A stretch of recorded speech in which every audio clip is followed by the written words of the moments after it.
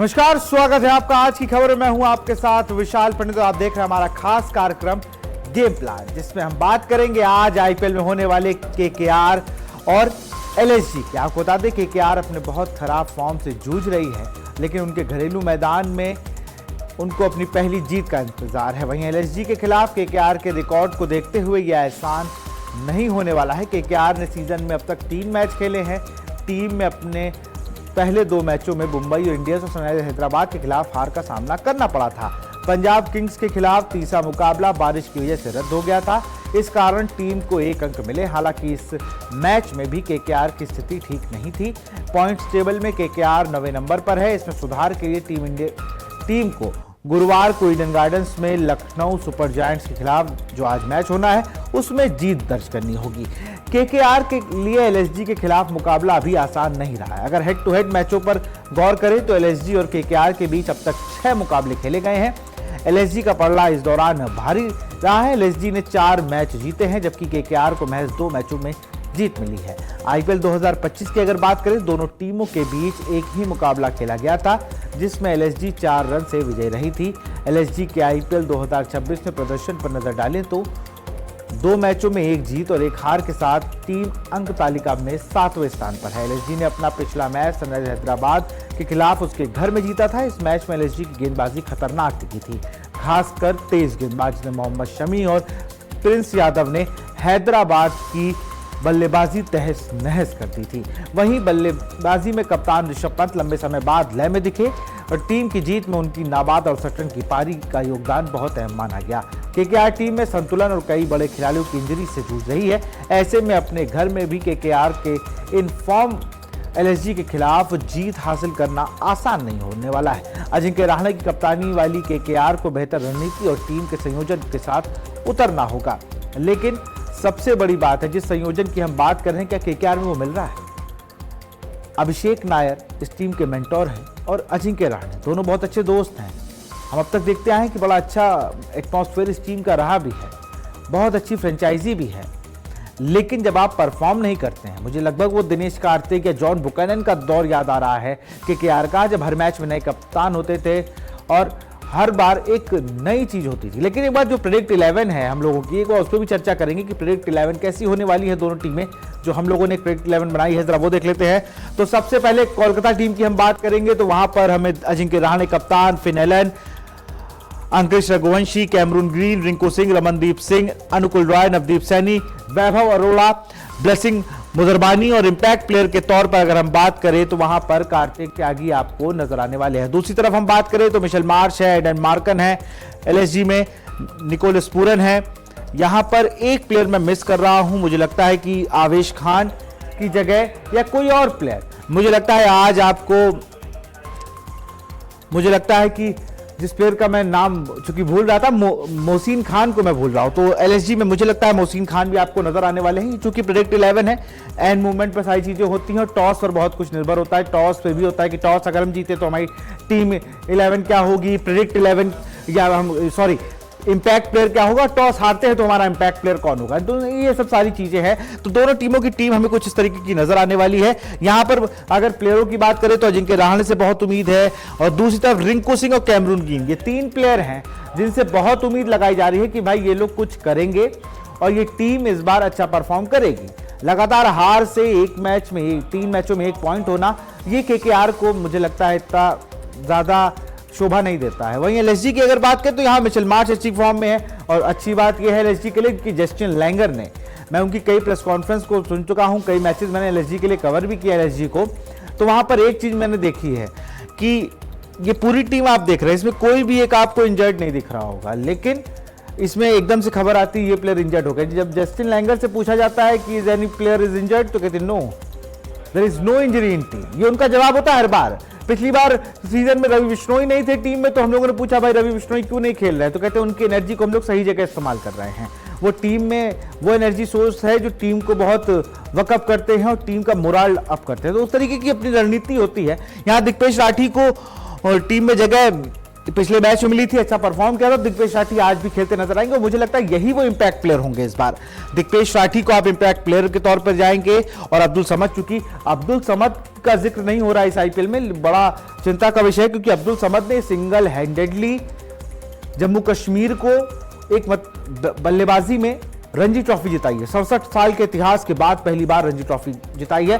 और आपको अगर हम बताएं कि ये वही अब्दुल समद हैं जिनको इनडिसिप्लिन के लिए टीम से हटाया गया था। जी हां, अब्दुल समद की एक स्टोरी है पूरी और यहां पर कई घायल शेर हैं। मोहसिन खान उनमें से एक प्लेयर है। मोहसिन खान क्योंकि बहुत अच्छे लेफ्ट आर्म है और वो उस यूपी की पेस बैटरी का अटैक हैं जो 145 स्पीड से फेंक रहे हैं। यहाँ मयंक यादव भी आपको देख लीजिए, मयंक यादव को भी जगह नहीं मिल रही है। और इसी पे अगर हम बात करें तो अर्जुन तेंदुलकर भी अभी टीम में नहीं है। तो एलएसजी की टीम बहुत संतुलित है। और सीधे जरा हम रुक करेंगे, हमारे साथ केएल तेजवानी जुड़ चुके हैं। चूंकि सर का बहुत लंबा अनुभव है कोचिंग में, ऑस्ट्रेलिया बोर्ड, बीसीसीआई, और सबसे अच्छी बात है कि सर मोहसिन खान के भी कोच रहे हैं। अंडर 16 में सर ने ही उस हीरे को तराशा। तो सर सबसे पहले तो एलएसजी टीम की बात कर लें आपसे। हम जब देखते हैं कि एलएसजी को वहां पर मयंक यादव हैं, प्रिंस यादव हैं, वहां पर हम देखें कि मोहम्मद शमी है, अर्जुन तेंदुलकर है, वहां गेंदबाजी आवेश खान है। ये पूरी ऐसी टीम है जो लगातार अच्छा परफॉर्म कर रही है। बॉलिंग अटैक की अगर बात करें, तेजवानी सर अनम्यूट कर लीजिए जिससे हम आपको सुन पाए। आप म्यूट है।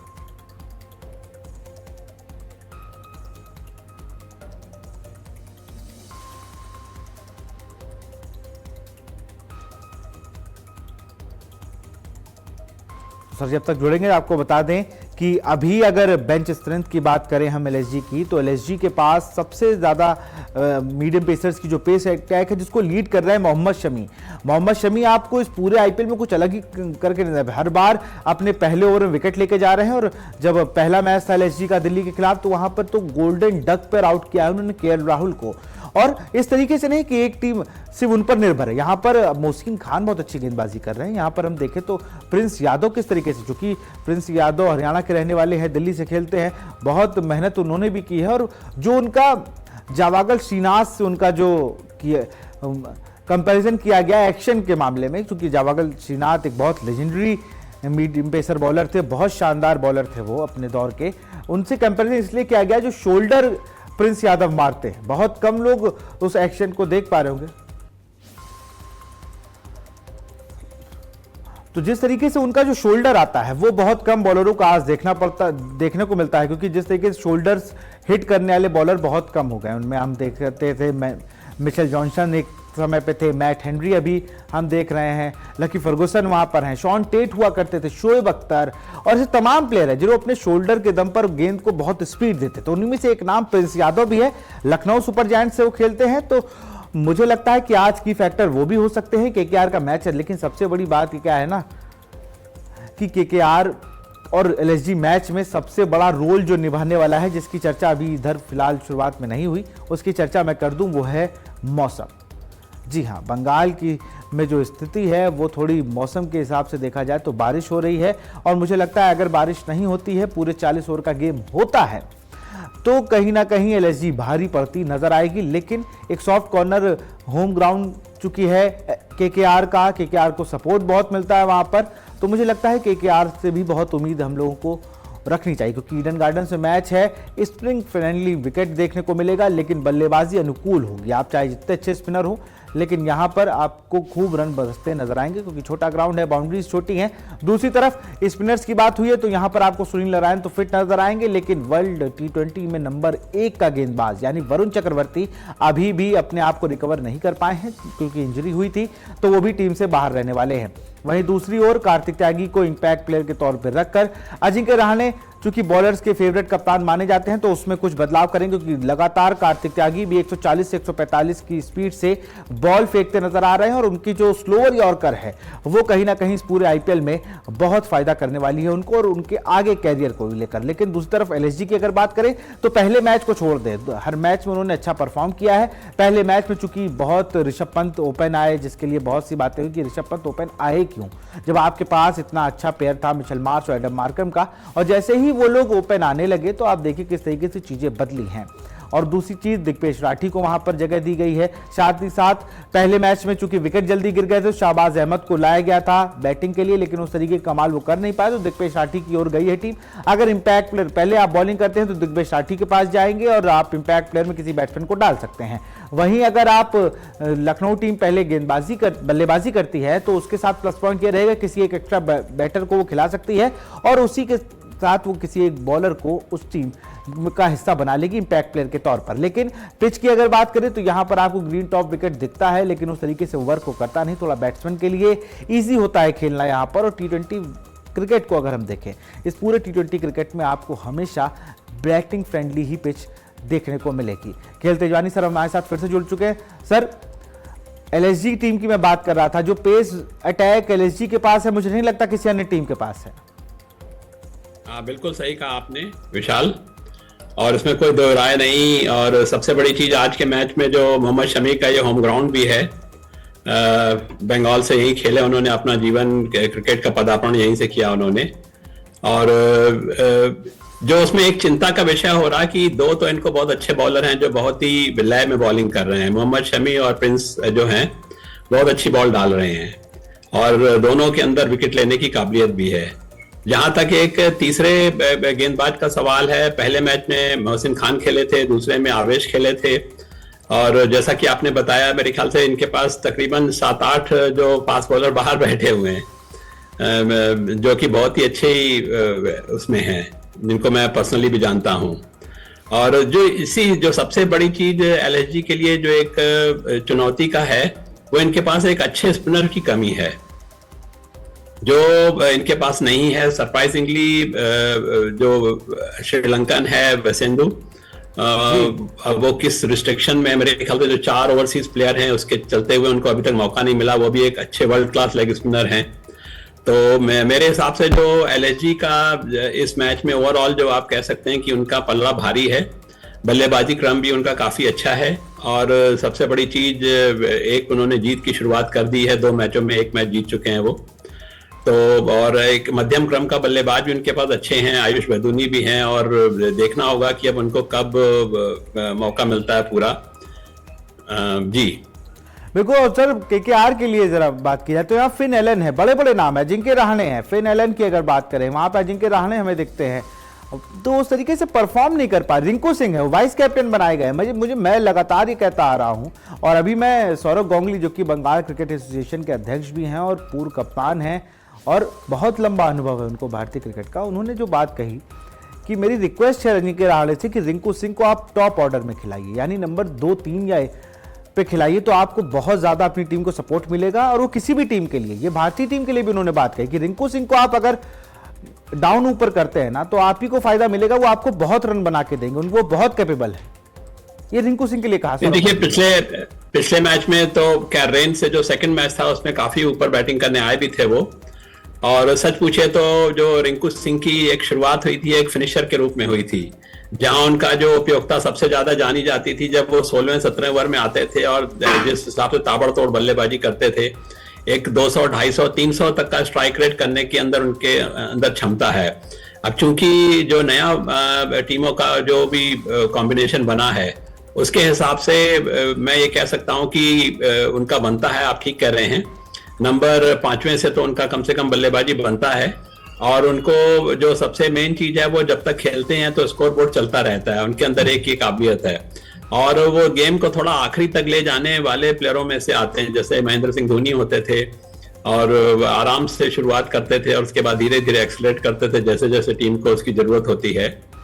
तो चूंकि अब KKR के पास बहुत ही लिमिटेड ऑप्शन है बल्लेबाजी के, तो उसमें उसका जो है ऊपर बल्लेबाजी का बनता है, और आपने उनको उप कप्तान की भी जिम्मेदारी दी है, तो वो भी वो निभाने में पूरा उनका योगदान रहेगा। और अच्छे फॉर्म में है, दोनों मैचेस में उन्होंने एक अच्छी 35 रन की पारी खेली हुई है। तो मेरे ख्याल से कहते हैं ना कि जब अगर लोहा गर्म है तो उसमें चोट पहुंचाएंगे तो अच्छी तरह से उसको शेप दे सकते हैं। तो इस वक्त जो रिंकू सिंह है वो अच्छे फॉर्म में हैं, उनका पूरा फायदा KKR टीम को उठाना चाहिए। जी सर, चूंकि आप उत्तर प्रदेश से खुद बिलोंग करते हैं और कई यूपी के खिलाड़ी IPL में धमाल मचा रहे हैं, उनमें से एक प्लेयर है मोहसिन खान, जो आपके सिलेक्ट किए हुए प्लेयर है। मैं स्पीड की बात कर रहा हूं, जो मतलब ये सिर्फ आईपीएल से थोड़ा हटकर है, क्योंकि मोहसिन खान इंजरी हुई, उसके बाद वापसी की और उसी लय में वापसी की। इस बार 145 प्लस उनका हम देख रहे हैं, जो स्पीडोमीटर है वो 145 प्लस दिखा रहा है और 145 प्लस वो बॉल फेंक रहे हैं। तो ये एक अच्छे संकेत हैं एलएसजी के लिए भी और भारतीय क्रिकेट के लिए भी कि एक लेफ्ट आर्म, क्योंकि बहुत समय हो गया अर्शदीप के, जहीर खान के जाने के बाद से मुझे नहीं लगता कि बहुत ज़्यादा left arm medium pacers Bharat को मिले हैं। उनमें से मोहसिन खान का भी नाम हम जोड़े तो खलील अहमद, अर्शदीप सिंह और तमाम नटराजन उनमें नाम शामिल हैं। कई अप्स एंड डाउन्स हुए, तो मुझे लगता है मोहसिन खान एक अच्छे मुझे लगता है रोल में नजर आएंगे भारतीय टीम में जल्द ही, मुझे ऐसा लग रहा है, क्योंकि जो उनकी स्पीड है, जो उनका वेरिएशंस है और जो उनको लाइन लेंथ है, वो उनको बहुत आगे ले जाने वाली है। मोहसिन खान को तो बहुत पहले ही भारतीय टीम में मौका मिल जाता। अब चूंकि जो फास्ट बॉलिंग है, जैसे हमें ये कहना बड़ा अच्छा लगता है कि 145 के आसपास बॉलर गेंद डाल रहा है, तो कहीं ना कहीं उसका एक प्रेशर उसके शरीर पर भी आता है, आप मान के चलिए। और जब प्रेशर आता है तो कहीं ना कहीं इंजरी की जो उसके चांसेस तो कहीं ना कहीं वो बढ़ जाते हैं।